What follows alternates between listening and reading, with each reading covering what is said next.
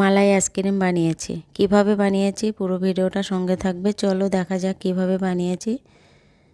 কাজু, আবান আর আমুল দুধ, একটু চিনি আর এলাচ একসঙ্গে করে মিক্সিতে দিয়ে পেস্ট করে নিয়ে এবার একটু জাল করে নেব। নিয়ে একটা ঠান্ডা হলে নামিয়ে নেব। এবার নামিয়ে নিয়ে ঠান্ডাটা হয়ে গেছে। এবার আমি আইসক্রিমের বক্সের মধ্যে সব একটা একটা করে ভরে দেবো।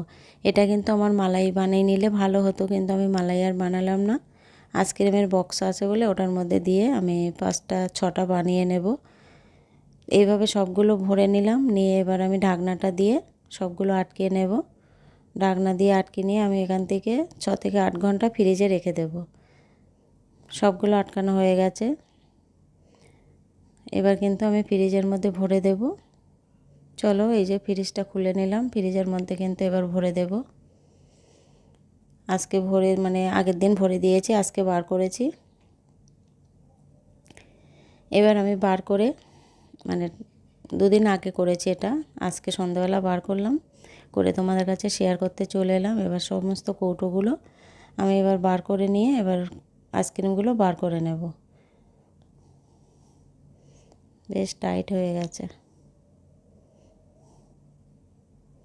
এই যে দেখো বার করেছি, কত সুন্দর হয়েছে, খেতে কিন্তু দারুণ হয়েছিল। আর একদম মনে হচ্ছে মালাই, আমরা যে দোকান থেকে যে বাজার থেকে যে মালাইটা খাই সেই মালাই আইসক্রিমের মতো হয়েছে। খেতে দুর্দান্ত হয়েছিল। তোমরা যদি পারো এভাবে বানিয়ে খেয়ে দেখবে, কিন্তু খুব সুন্দর হয়।